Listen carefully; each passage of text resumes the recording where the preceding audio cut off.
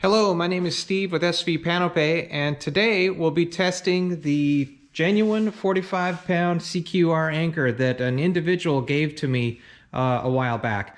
Now, this was the industry standard anchor. It was developed in the 30s, and until the Bruce anchor came out in the 1970s, this was pretty much the top anchor if you were a yachtsman. And in my neck of the woods, the Pacific Northwest, this is still an extremely popular anchor. I haven't done an accurate survey, but I just guess that half the boats in my marina still use these CQR anchors.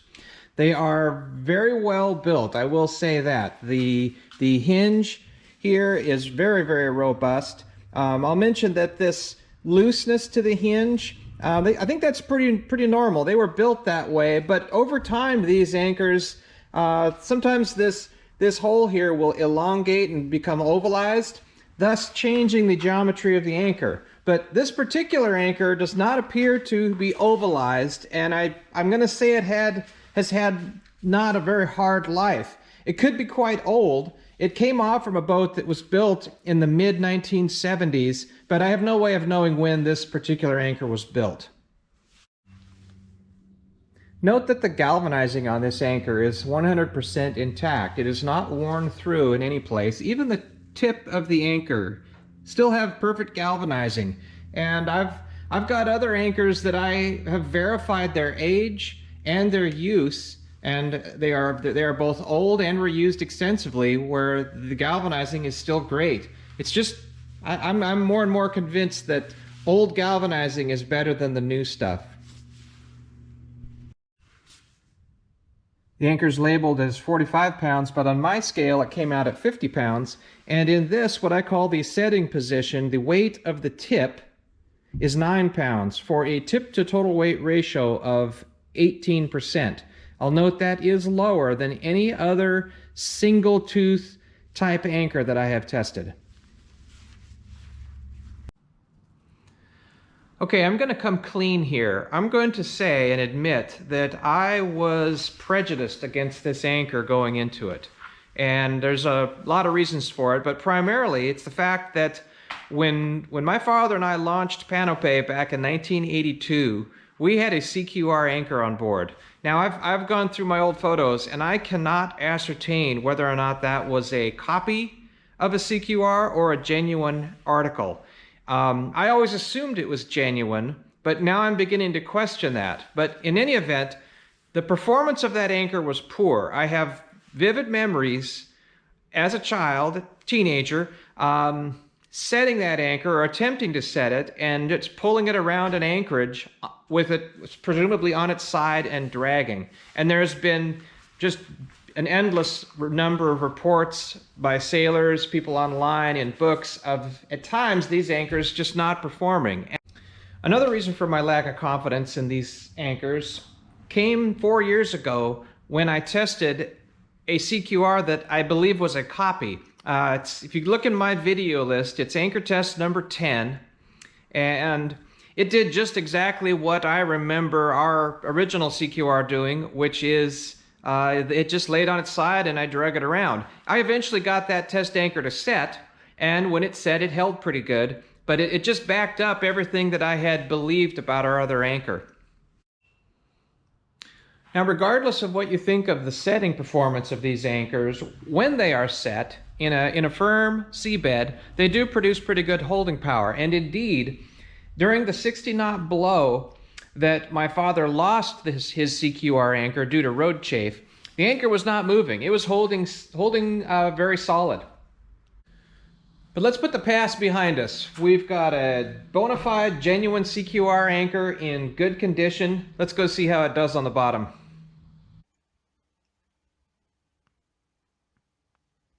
Okay, first test is in my sandy mud seabed. We're in 26 feet of water with my 4-foot bow roller. 105 feet of all-chain road equates to a scope of 3.5 to 1. Boat's backing up now at about 2 knots. I try to simulate these, or try to execute these sets in the worst case possible, simulating an emergency or some situation where you cannot control boat speed. In any event, it handles that perfectly.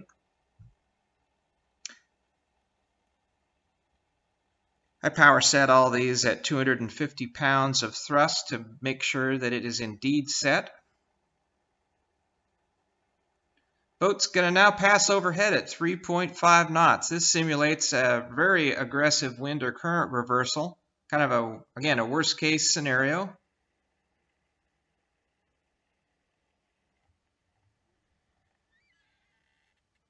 Camera got reoriented so that we couldn't see it, but we did see that the anchor did not move anywhere. The boat came to an abrupt halt up above, and it just worked perfectly. It just reset immediately.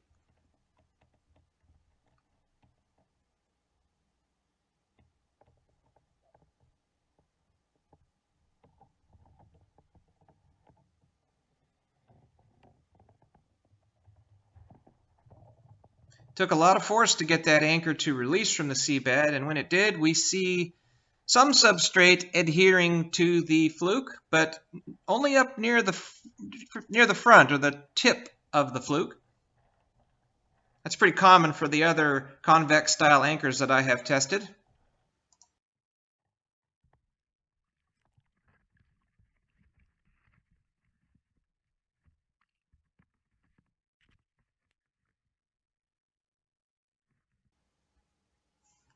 Next test is just the same as before, but with less scope.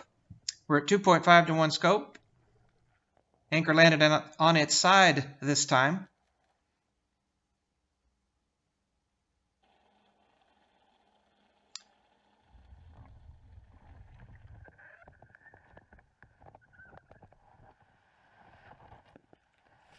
Again, we didn't get to see it, but based on the sound, I'm going to guess that it took about 2 anchor lengths for that anchor to set, and it did set well and firm.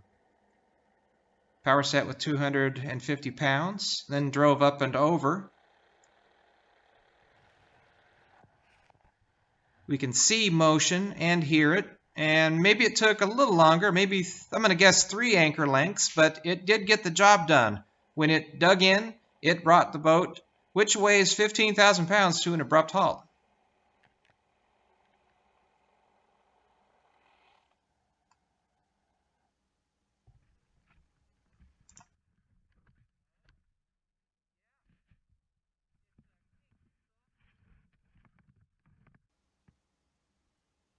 Next test is my so-called deep set test, but before I can start, I've got to get that anchor to get past my bulwark.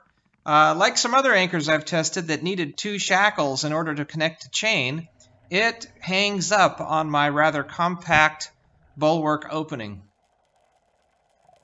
So we're back up to 3.5 to 1 scope, still in my sandy mud seabed. This anchor continues to not want to be filmed for its setting, but it didn't move far. We could hear and see there wasn't a lot of motion. The boat came to a nice stop from a 2-knot back down. Camera does eventually reorient. And here in a few minutes, the sediment will also clear away. We start off with 250 pounds of reverse thrust. There's no resetting in this sequence. It's just a straight line reverse pull. Lots of marine life lately. There's a bottom fish scooching off to the right there.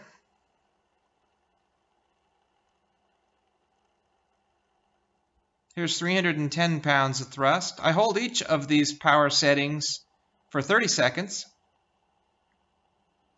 Sediment is clearing away. You'll see the shank appear at the top of the screen shortly. Pick out some seaweed, make note of where it is so you can keep track of the anchor's motion.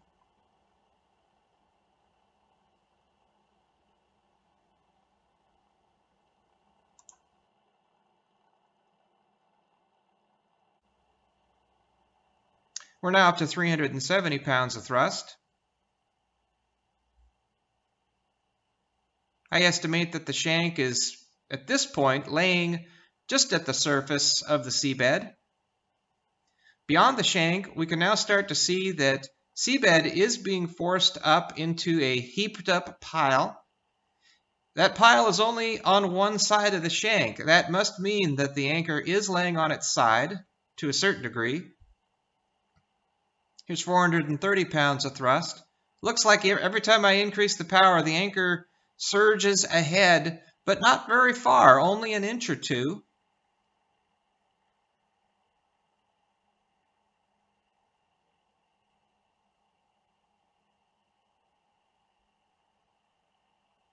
The very wide I-beam shape of the shank and the wide hinge area must be an impediment to the anchor diving into the seabed. There's 500 pounds of thrust.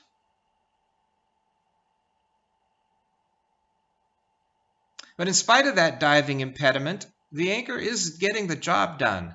Other anchors that showed this heaping, they had more movement as they heaped. This anchor is kind of defying what I would have predicted.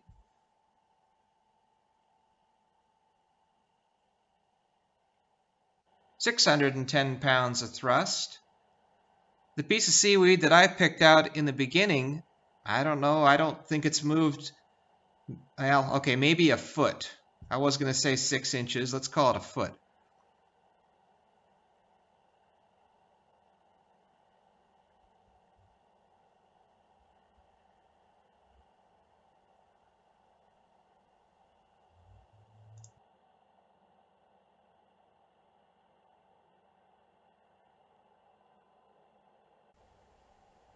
And the final power setting of 680 pounds of thrust. Looks like the shank has been penetrating the seabed. I can just see a very small portion of it. I'm not sure if that heaped up material is sort of piled on top. But now it's definitely descended as we've progressed along. I hold the last power setting here for a full minute.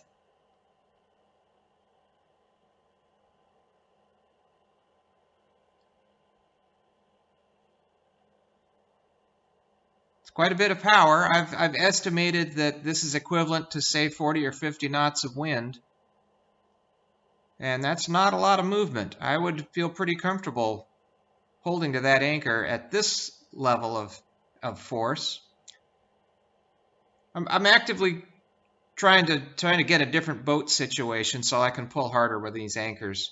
And when I do get that capability, I'll retest all my anchors and try to see if I can achieve their maximum holding power.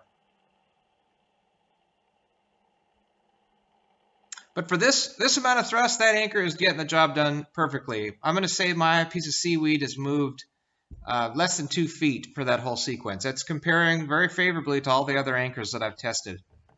The breakout force required was very high.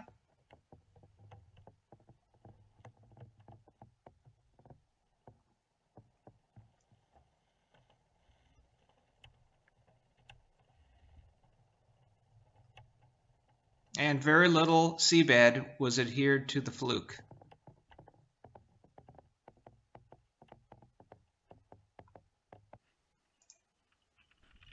Okay, for the next test, we start off with another incidence of the dual shackle attachment arrangement causing some interference there with my bulwark opening. But now we're off and running. I've got my simple down view camera installed. This is just the 10 times reset test.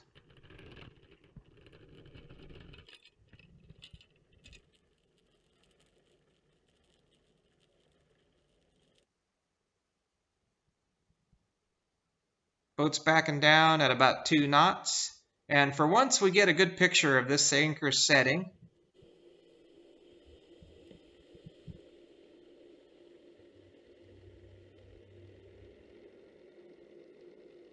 Holding 250 pounds of thrust here to verify that it is set.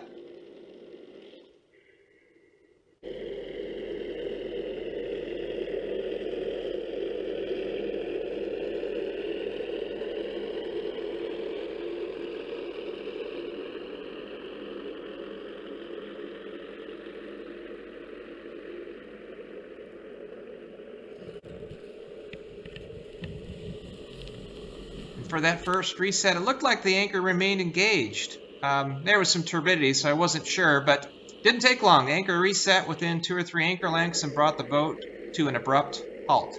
Here's the second reset. Still pretty cloudy. You could tell by the sound that it was a similar drag, 2, maybe 3 anchor lengths.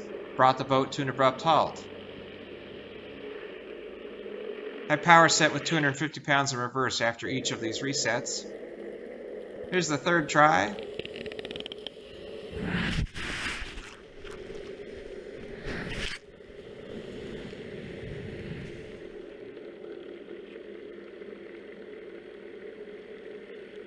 Camera got fouled, but I think from the sound we could tell it was, again, a 2 or 3 anchor length drag, maybe a little farther.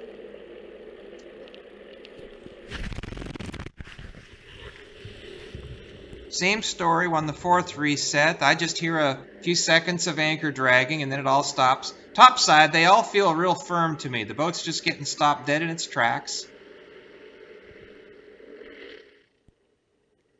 Fifth reset.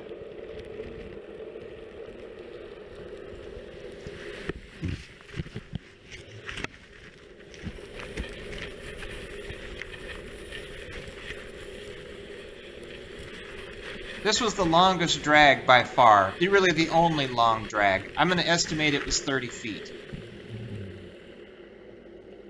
Once it did set, though, it stopped the boat. I kept the boat speed up. We were still moving along several knots, and it stopped us.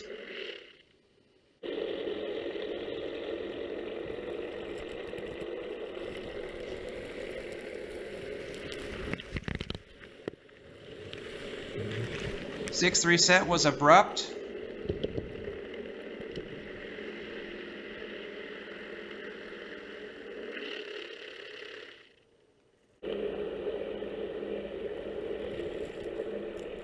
Seventh reset is the same.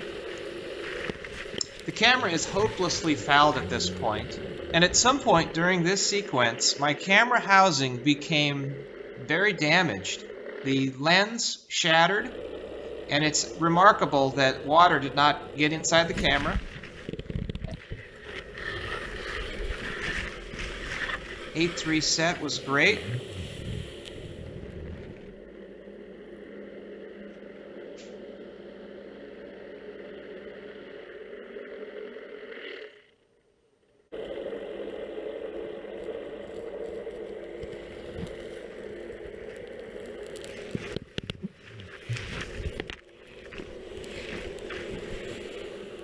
Ninth reset felt firm from my perspective up on top.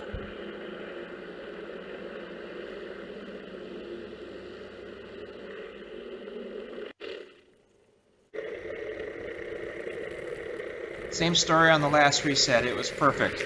Now that damaged camera, it actually did let some water into the housing, so I had to discontinue my testing after this, which meant we didn't get to go over to my sand and gravel location.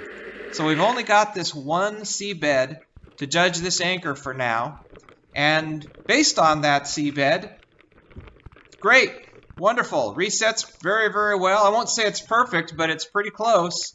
High power pull was great, didn't move far.